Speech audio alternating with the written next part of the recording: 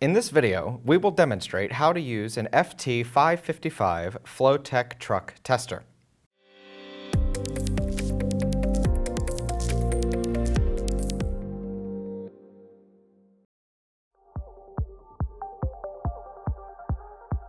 The FT555 comes with the API plug connector attached directly to the tester, or with a cable to allow access to tight spaces. To start, screw in the J-slot screws into the threads marked O for optic socket compatibility, or into the J-slot threads marked T for thermistor socket compatibility. Connect the API plug on the FT555 to the overfill monitor. Press and release the on-off button to turn the tester on.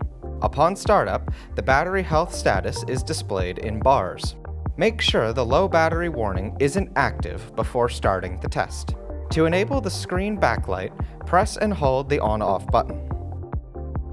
The FT555 tests 4 functions: optic 5-wire sensor, thermistor 2-wire sensor, ground bolt, and truck ID module. Follow the on-screen prompts to complete the desired testing. If the automatic test has been configured, then press the Test Select button. To automatically test the available options, press Go.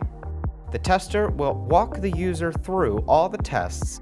When the test is complete, the screen will display the pass or fail status of each test performed.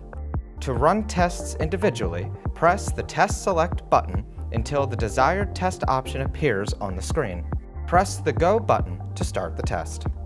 For the wet test, press and release the Test Select button until the Optic Test 5-wire or Thermistor Test 2-wire screen appears, depending on the socket the tester is connected to.